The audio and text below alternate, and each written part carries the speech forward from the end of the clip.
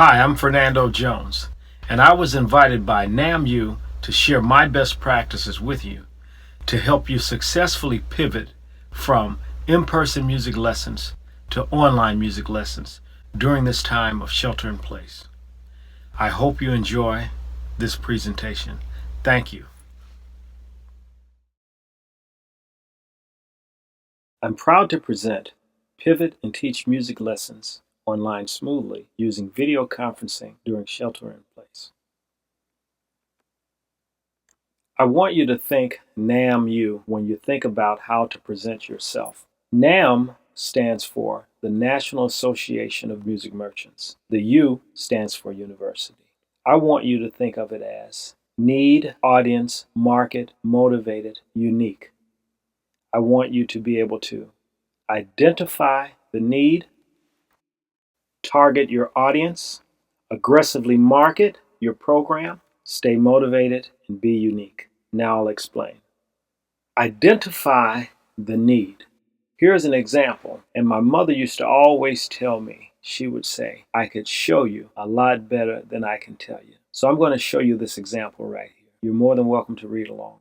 My daughter is a high school junior in the Los Angeles Unified School District. She plays piano in the jazz band. Next fall, she has a scholarship audition at Columbia College Chicago. Normally, she takes lessons at the local music store, but they are now out of business due to the impact of COVID-19. However, we want her to continue lessons online so her skills will remain sharp during this scary time of shelter in place. Can you help us? Signed, Concerned and Interested Parent.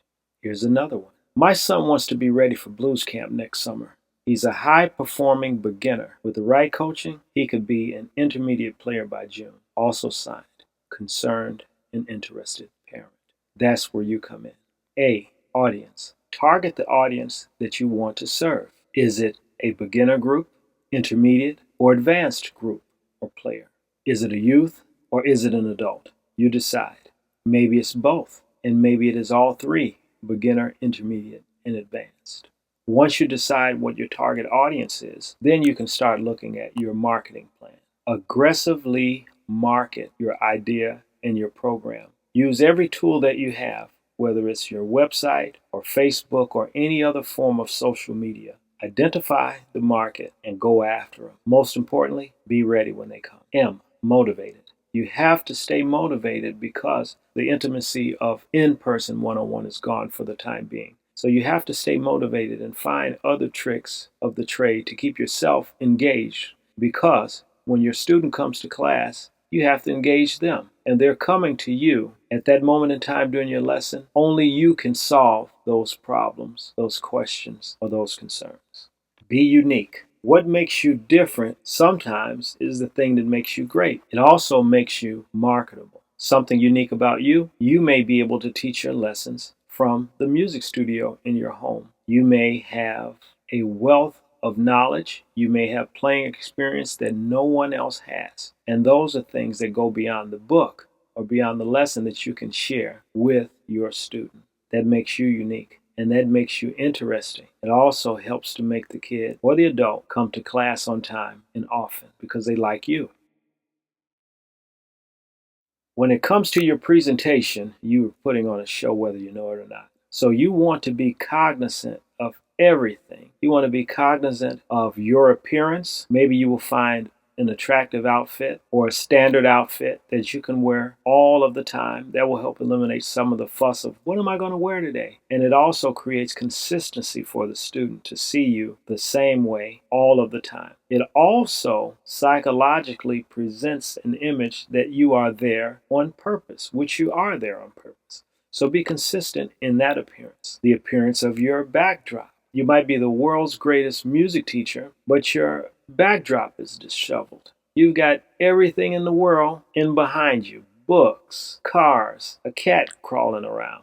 And it might be cute to you, but it's awfully distracting to your viewer, okay? So remember, when they look at you, it's just like they're watching a television production. Once you have their attention and you have them engaged, you can teach them. So be aware or cognizant once again of your backdrop. When you have lessons online during this time of Zoom or Cisco or Microsoft, you're putting on a show. That's what you're doing. And just like all shows, whether it's a late night show or whether it's the morning news, there is a standard beginning that is consistent. And the stuff that happens in the middle is actually the show itself. And there's always a consistent closing. So maybe you will open your presentation with your logo or a song that's pre-recorded, and maybe you will close with a logo, your information, and or some sort of a song. Or be creative. Create a jingle for yourself, a 30-second jingle. I know you always wanted to do that, so now's the time to do it. Start your presentation off with a jingle, close it out with a jingle, and you'll be surprised how happy that will make your students feel, and it might even make you smile too. Think about the tech teaching tools that you have. It's a wonderful time to organize your lessons, create new lessons. I had a cousin that always said, it is open season on new ideas. Translation, you've got some good books, but you've got some ideas, and that might be the thing that makes your student a phenomenal player. So don't be afraid to create lessons of your own.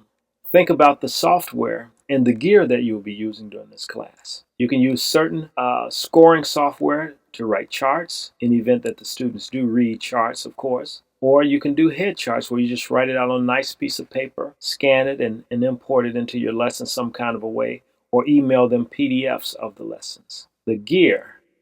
Do you have an interface so that you can play into the software, whether it's GarageBand or Logic or Pro Tools, and to be able to send audio files back and forth to your students that you create? You want to take care of business. Figure out if your course is going to be, the first lesson is free and the rest of them you're going to pay for them. If you do that, figure out how to monetize. There are a number of monetized sites that you can look into and you can investigate on your own. Obviously, there's PayPal. There are different Zelle payment options from bank to bank to bank, so on and so forth. Make sure you have your social media up to date, because while you're sleeping, it can be working for you while you're doing something else. If you don't have a Facebook page, create one and make it a dedicated page for your lessons, because sometimes people will be looking and you might come up in their search, okay? Branding. Think about your image, think about your logo, and think about how you're presenting yourself in the program that you're presenting. Everything you do reflects you, and you are your brand. Now, this is for the students. You want to give them a pre-course survey. Why? Because it will help you be of better service to them. Create an IEP, which stands for Individualized Education Program. If you do not have one, you can contact me and I'll share mine with you, and you can build on it or you can use it as it is. The IEP basically is a survey that allows a student musician in this case, to cherry pick what they know, what they want to know. They give that back to you, then you create a program that is specific for that, and you will have everything in black and white. What they want, why they want it, and you show them how to get it. For example, they might want to play guitar just to learn patterns and become a better mathematician. All right, you know that. So now you don't have to put the kitchen sink in and treat them as if they want to become a recording artist one day. The IEP, you may see that someone might want to start a band. So you can put them on that track with the lessons that you're giving them. Technology. You want to find out what technology that they have, and you can find this all out during that survey. For example, as an adult instructor, you might have a large TV monitor or a large Mac or IBM compatible monitor that you're watching because you're an adult and you can afford one. But the person taking the lesson, whether they're an adult or a youth, they might be taking lessons on their smartphone. So just from that, you know that there may be certain limitations. So now you know how to present to that. You can teach to that tool, okay? You want to find out what gear they have, and you also can make recommendations. Just because you know what an interface is does not mean that they know what one is. So if they don't have one, maybe you can explain the benefits of having one. Maybe you can explain the benefits of investing in, if you're teaching guitar lessons, for example, you might want to talk to them about investing in an acoustic guitar, because they might be in a situation where they cannot play their electric guitar during the time of your lessons for whatever reason. Also, if you're teaching piano where someone lives during the time of day you're teaching your music lessons, they might not be able to be banging away on the baby grand, So maybe your advice would be get a $99 MIDI keyboard and plug it right into GarageBand or Logic or whatever, and we'll take your lessons and do your lessons that way. Okay, you might want to tell them to invest in a wonderful camera, a nice high definition camera, so on and so forth. But you will glean all of this information just from that survey. Be clear during your first lesson or your pre-lesson, and I always suggest and advise that anytime you're teaching a lesson that you have some sort of orientation a week before that student comes to class. It gives them an opportunity to get to know you briefly and you a chance to get to know them. And then you will also get a chance to go over your syllabus or your outline, so they'll know what their expectations are. You could also go over the learning outcomes, which of course ties into the expectations, and nothing is a shock. And then they'll have a full 7 days to tighten up whatever it is that they need to tighten up before their first lesson comes. At the top of this meeting, whether it's the orientation and or your first lesson, introduce yourself. Don't be braggadocious. You have them as your student already, so they're kind of reeled in. So you don't have to oversell yourself, but it is important for them to know who you are. Then that way they know how to get the best out of you. So in a kind and warm and friendly way, give them a little bit of your history. Bond with them. If you started off as a child player, let them know that, especially if they're a child, then they know that they can, maybe one day they can be like you, okay? Share your history, because it's important for people to know who they're studying with.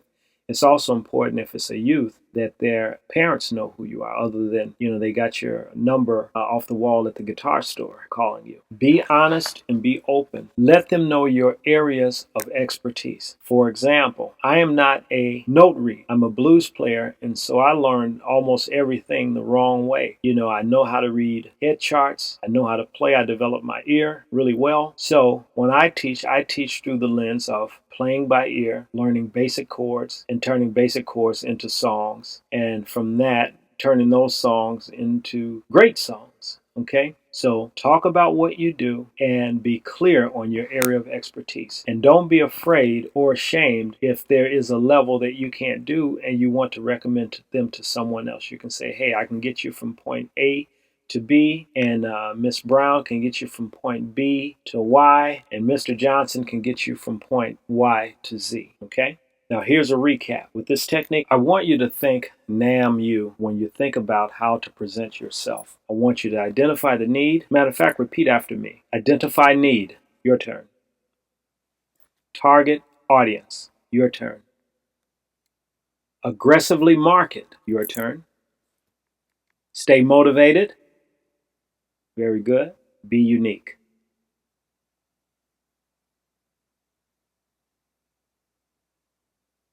I'm Fernando Jones, and on behalf of NAMM U, thank you.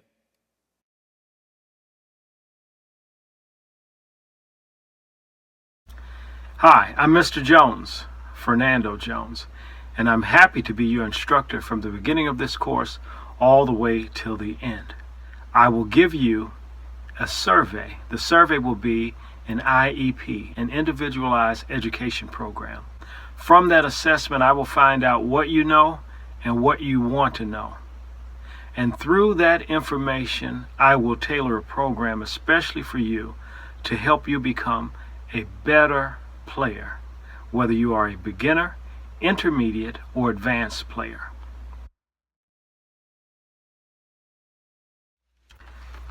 A little bit about myself. I started playing when I was 4 years old. I was inspired by my older brothers. And just like most little brothers or most little sisters that I know, they want to be like their big brothers or their big sisters. Fortunately for me, my big brothers were musicians. So with that experience, I kind of understand what you're going through, some of the anxiety and the whole bit, because I was once you.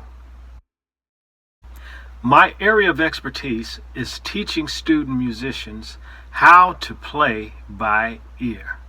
Whether you're a beginner, intermediate, or advanced player, this is a skill that will be one of the greatest tools in your toolbox.